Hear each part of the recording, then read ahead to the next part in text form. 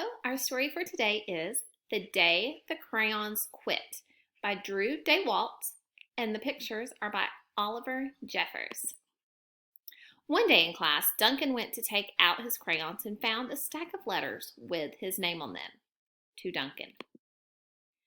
Hey Duncan, it's me, Red Crayon. We need to talk. You make me work harder than any of your other crayons. All year long I wear myself out coloring fire engines, apples, strawberries, and everything else that's red. I even work on holidays. I have to color all the Santas at Christmas and all the hearts on Valentine's Day. I need a rest. Your overworked friend, Red Crayon. Dear Duncan, all right, listen. I love that I'm your favorite crayon for grapes, dragons, and wizard's hats, but it makes me crazy that so much of my gorgeous color goes outside the lines. If you don't start coloring inside the lines soon, I'm going to completely lose it. Your very neat friend, Purple Crayon. Dear Duncan, I'm tired of being called light brown or dark tan because I am neither. I am beige. And I am proud. I am also tired of being second place to Mr. Brown Crayon. It's not fair that Brown gets all the bears, ponies, and puppies, while the only things I get are turkey dinners, if I'm lucky, and wheat. And let's be honest, when was the last time you saw a kid excited about coloring wheat? Your beige friend, Beige Crayon. Duncan, Gray Crayon here. You're killing me. I know you love elephants. And I know that elephants are gray, and that's a lot of space to color in all by myself. And don't even get me started on your rhinos, hippos, and hopback whales. You know how tired I am after handling one of those things. Such big animals. Baby penguins are gray, you know, and are very tiny tacks, pebbles. How about one of those once in a while to give me a break? Your very tired friend, Gray Crayon. Dear Duncan, you color with me, but why? Most of the time I'm the same color as the page you're using me on, white. If I didn't have a black outline, you wouldn't even know I was there.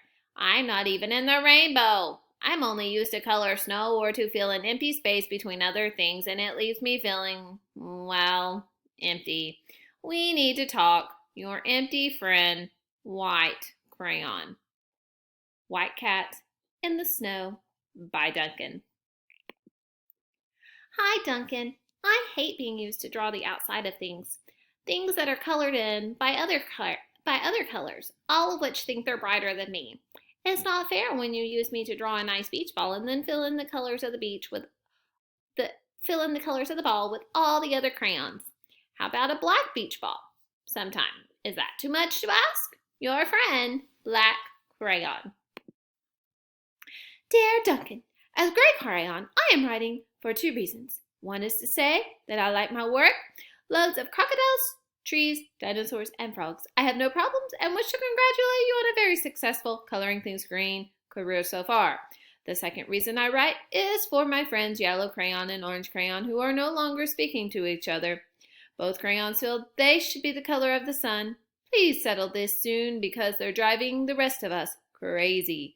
Your happy friend, Gray Crayon. Dear Duncan, Yellow Crayon here. I need you to tell Orange Crayon that I am the color of the sun. I would tell him, but we are no longer speaking.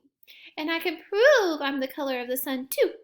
Last Tuesday, you used me to color in the sun on your Happy Farm coloring book.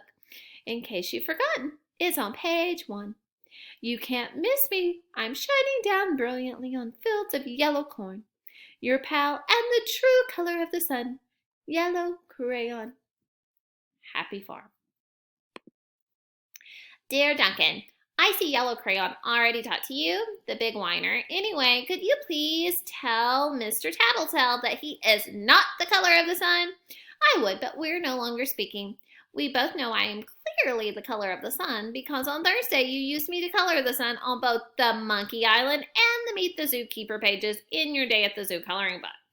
Orange, you glad I'm here? Ha! Your pal and the real color of the sun, orange crayon. Meet the zookeeper, Monkey Island. Dear Duncan, it has been great being your favorite color this past year, and the year before, and the year before that. I have really enjoyed all the oceans, lakes, rivers, raindrops, rain clouds, and clear skies. But the bad news is that I am so short and stubby I can't even see over the railing of the crayon box anymore. I need a break. Your very stubby friend, Blue Crayon. Duncan! Okay, listen here, kid. You have not used me once in the past year. It's because you think I'm a girl's color, isn't it? Speaking of which, please tell your little sister I said thank you for using me to color in her little princess coloring book. I think she did a fabulous job on staying inside the lines. Now, back to us. Could you please use me sometime to color the occasional pink dinosaur or monster or cowboy? Goodness knows they could use a splash of color. Your unused friend, Pink Crayon. Hi, Duncan. It's me, Peach Crayon. Why did you peel off my my paper wrapper? Now I'm naked and too embarrassed to leave the crayon box. I don't even have any underwear. How would you like to go to school naked? I need some clothes. Help! Your naked friend, Peach Crayon. Well, poor Duncan just wanted to color. And of course he wanted his crayons to be happy. And that gave him an idea. When Duncan showed his teacher his new picture, she gave him an A for coloring and an A+ for creativity. Now that is a pretty good picture right there. Let's go back and look at it. Look at all the color and all of that detail. We even have the pink dinosaur, an orange well. I love this picture. If you were to use your crayons at home, what kind of picture could you draw? How much detail could you put in it? And what kind of colors could you use? You have a lot of crayons in your box, so I would love to see how creative you can be. Have a great day.